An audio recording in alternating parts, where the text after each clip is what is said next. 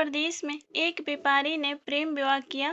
हालांकि तब प्रेम विवाह करना कोई छोटी या आम बात नहीं थी, लेकिन फिर भी व्यापारी और उसकी प्रेमिका, जो अब उसकी धर्मपत्नी बन चुकी थी, उनका सच्चा प्रेम देखकर लोगों ने उन्हें स्वीकार कर लिया और लोग उनके प्यार की मिसाल देने लगे थे। वे दोनों भी अपने प्यार में भरी नए संसार में काफ़ी खुश थे। लोग ये देखकर हैरान रह जाते थे कि उन दोनों में कभी किसी वस्तु या विषय को लेकर कभी झगड़े नहीं होते थे। व्यापारी और उसकी पत्नी ने अपनी प्यार की रोशनी सदा रोशन रहे इसलिए एक नियम बनाया था। उन दिनों लोग रात को छत पर मशाल जलाया करते थे ताकि घर आंगन में उजाला रहे और सोने के समय उन्हें बुझा देते।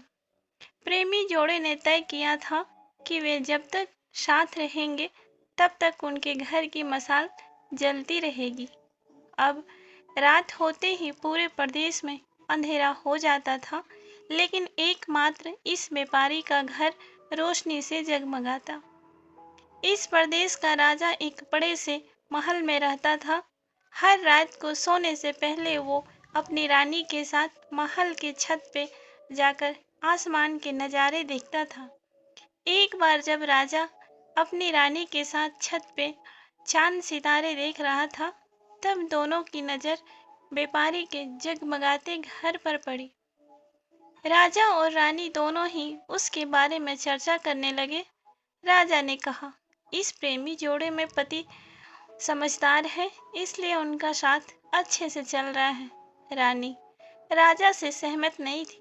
रानी का कहना था, जरूर पत्नी ही ज़्यादा समझदार होगी और वह पति के और उसके घर वालों के गलतियों को नज़रअंदाज कर देती होगी।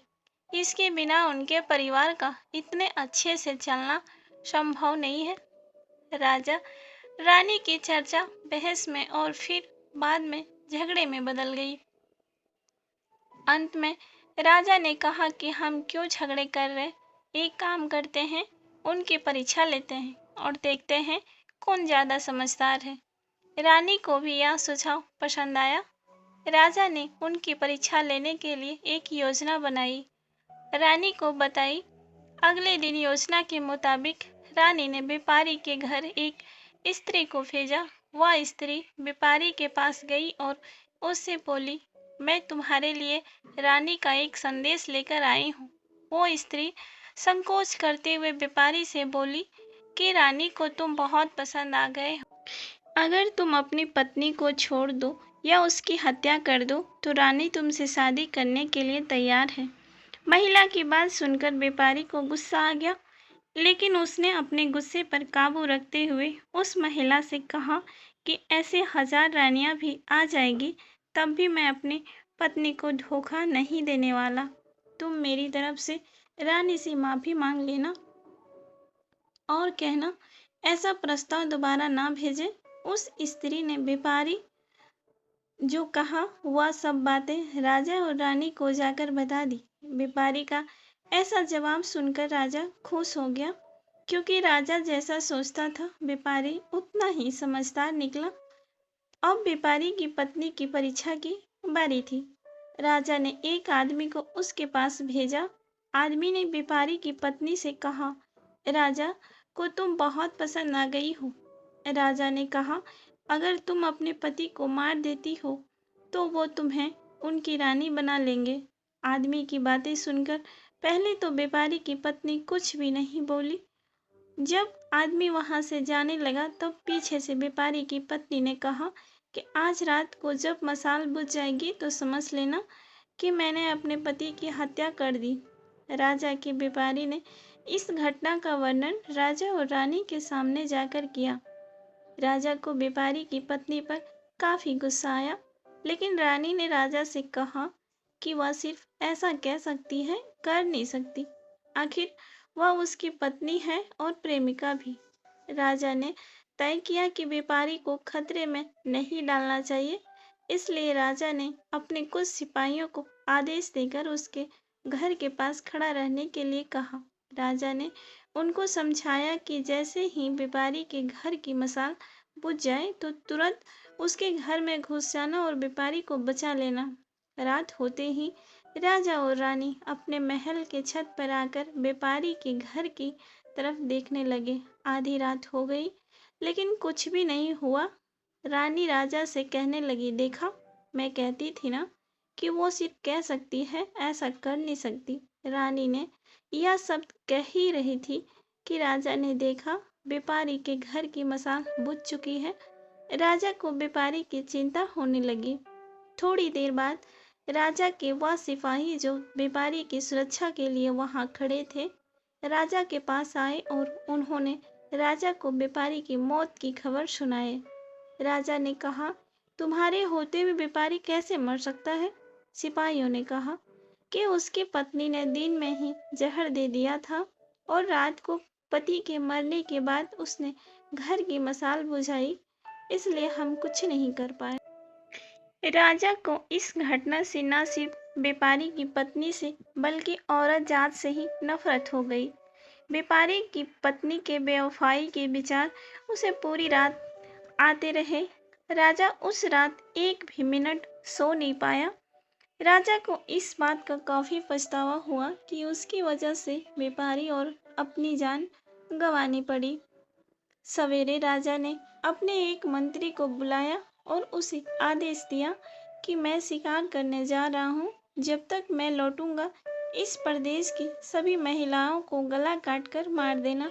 राजा का ऐसा आदेश सुनकर मंत्री ने राजा को काफी समझाने की कोशिश की, लेकिन राजा उसकी एक भी बात सुनने के लिए तैयार नहीं था और राजा ने उसे धमकी दी कि अगर तुमने यह काम पूरा नहीं किया तो सबसे पहले मैं तुम्हें ही मौत का सजा दूंगा। राजा के शिकार पर जाने के बाद मंत्री काफी चिंता में डूब गया। जब मंत्री को कुछ नहीं समझ आ रहा था तो मंत्री सीधे अपने पिता के घर गया, जो पहले राजा के पिता के यहाँ मंत्री रह चुके थे और काफी समझदार थे। मंत्री ने अपने पिता को सारी बातें बताई। बेटे की बात सुनने के बाद उसके पिता ने उसे कहा कि सबसे पहले तुम कहीं पर जाकर छुप जाओ, क्योंकि राजा जब लौटेगा और देखेगा तुम्हें तो उसका हुक्म नहीं माना तो वह तुम्हें मौत की सजा देगा। मैं देखता हूँ किसी तरह राजा को समझाता हूँ। रात को जब राजा लौटा तो उसने देखा कि उसके प्रदेश की सभी महिलाएं पहले की तरह ही अपना काम कर रही है, घूम रही है। उसे मंत्री पर बहुत गुस्सा आया, हर जगह तलाश करने लगा। जब मंत्री नहीं मिला तो राजा सीधे मंत्री के पिता के घर जाकर पहुंचा। राजा ने मंत्री के पिता से मंत्री के बारे में पूछा।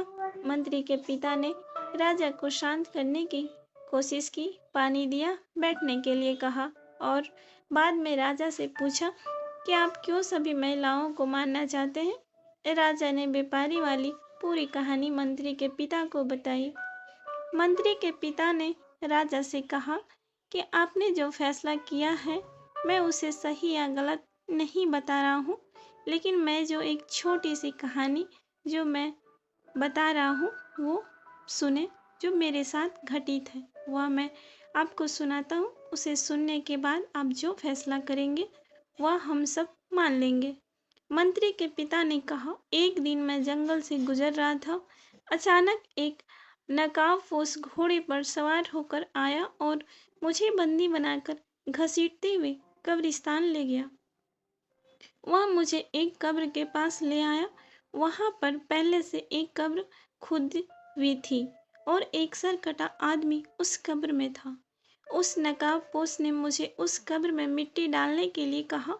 जब मैंने कब्र को पूरी तरह मिट्टी ढक दिया तब उसने मुझे बाजू में एक और कब्र खोदने के लिए कहा। मुझे लगा यह दूसरी कब्र मेरे लिए खोदी जा रही है। कब्र पूरी तरह तैयार हो गया और उस नकाबपोश अपने चेहरे से नकाब हटाया तो देखकर मैं बहुत चौंक हो गया।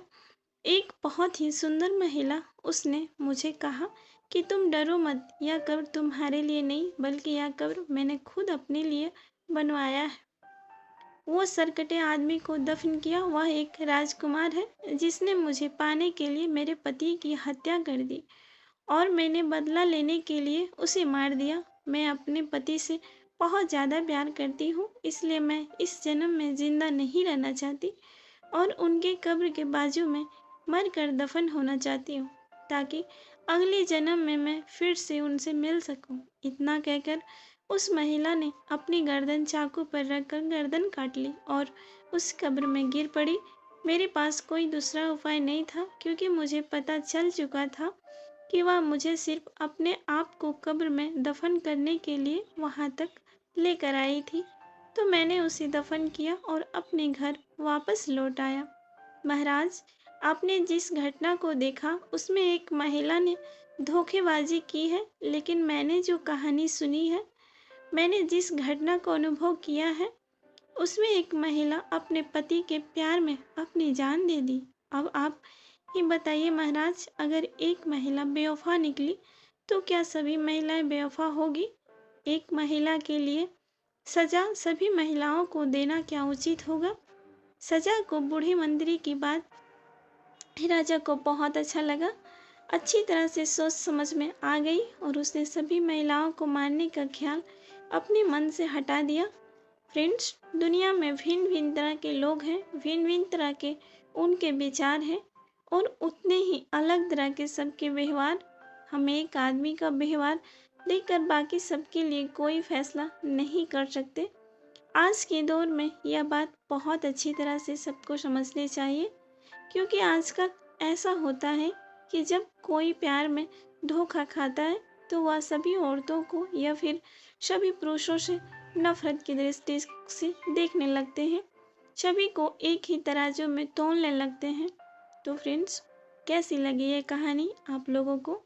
अपना कमेंट सेक्शन में अपनी राय दें और इसी तरह की कहानियाँ सुनने के लिए हमारे चैनल को सब्सक्राइब